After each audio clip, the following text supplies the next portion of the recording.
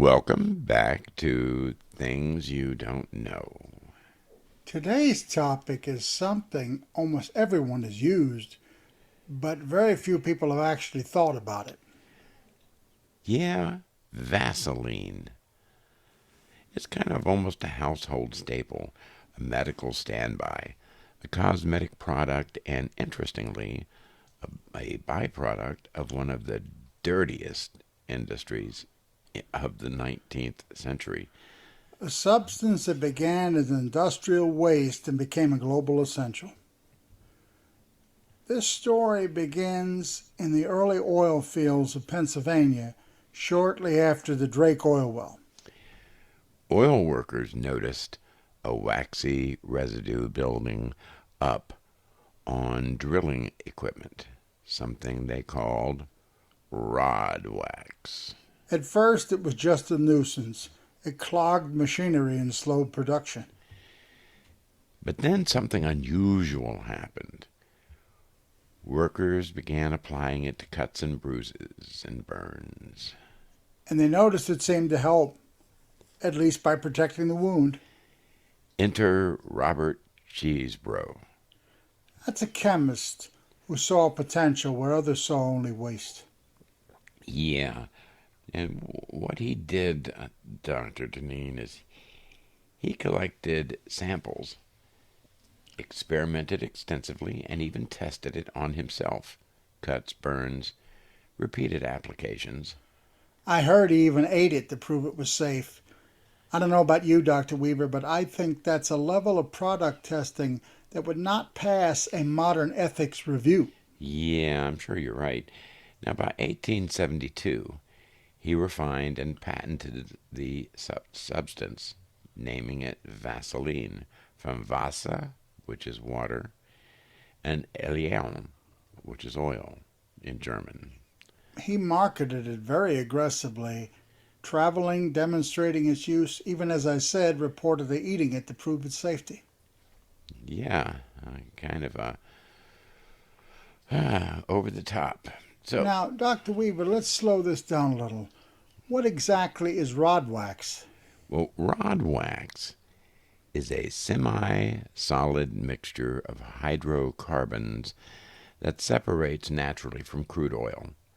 Think of it as a waxy residue, somewhere between grease and candle wax.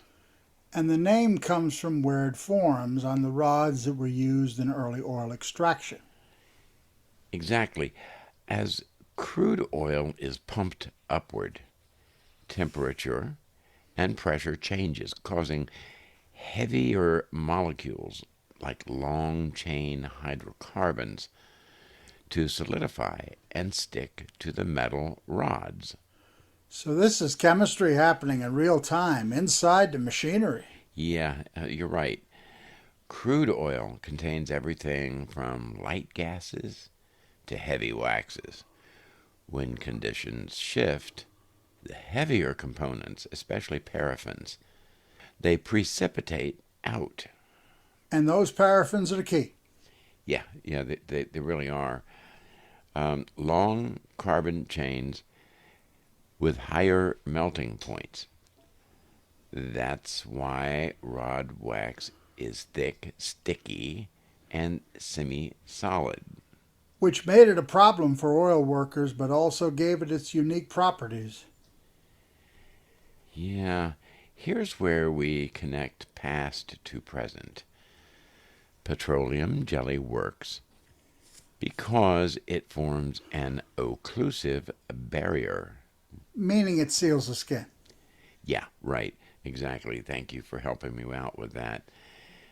It reduces trans epidermal water loss, in some cases by up to 90%, which is pretty interesting, huh? It certainly is. So it doesn't actually add moisture, it keeps existing moisture from escaping. Well, yeah, that's right. And it's an important point. It doesn't add moisture, not really. It just keeps the existing moisture inside. So it creates a protective layer that allows the body's natural healing processes to function more efficiently. That explains why even crude rod wax seemed helpful to oil workers. It was doing a rough version of the same thing. Yeah, right. But without purification, it also contained impurities, making it kind of unsafe in its raw form. So the breakthrough wasn't just a discovery, it was refining it enough to make it safe to use. Yes. Now, Cheesebro removed contaminants like sulfur compounds and unstable hydrocarbons. So, if I'm understanding you correctly, Dr. Weaver, that was leaving behind a stable, purified mixture that retained the barrier effect.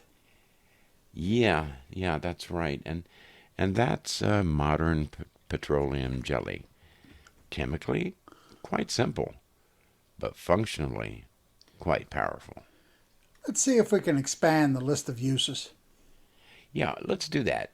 Medical would be things like minor wound care, post procedure healing, and moisture protection.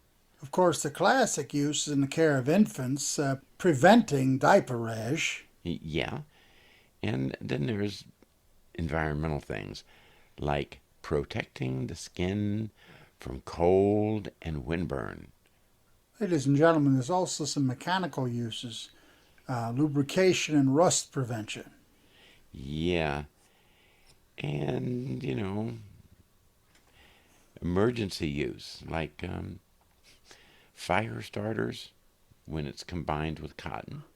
Let's not forget the cosmetic industry, lip care, makeup removal, skin barrier products. Yeah, even theatrical use, simulating sweat or texture on skin, or some people have used it to mix with uh, red dye to look like blood. I think I saw that in some of my theatrical performances. Yeah.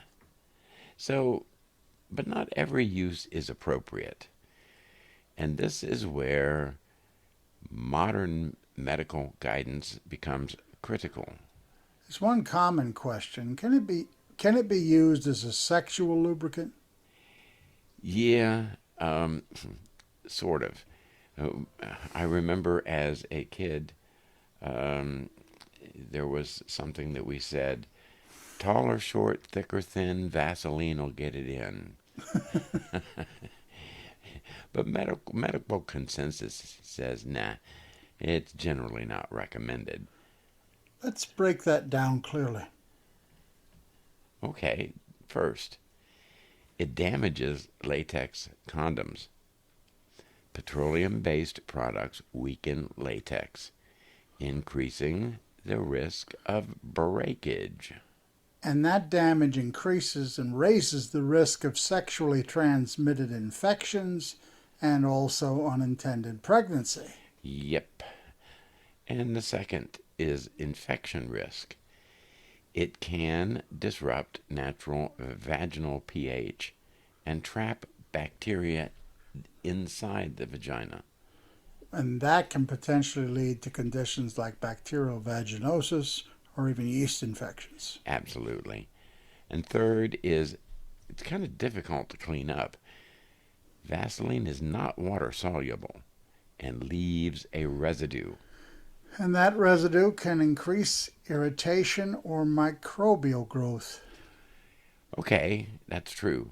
And fourth, possible irritation, especially on sensitive tissues.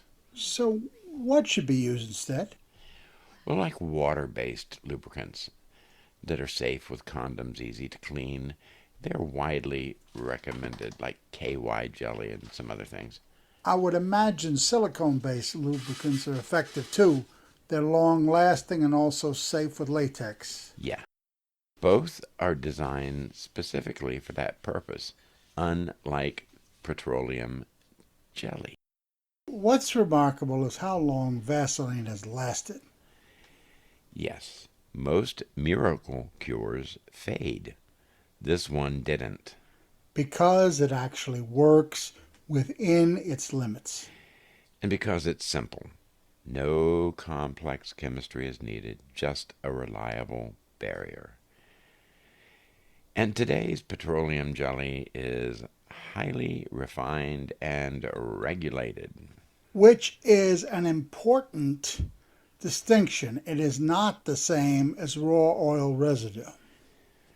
Cosmetic grade petroleum jelly is purified to remove harmful substances and is considered safe for external use. It's gone from clogged machinery to a global necessity. From industrial waste to medical staple. And from a misunderstood substance to something we now understand and use much more precisely. Including what it can do and what it should not be used for. Which may be the real lesson here.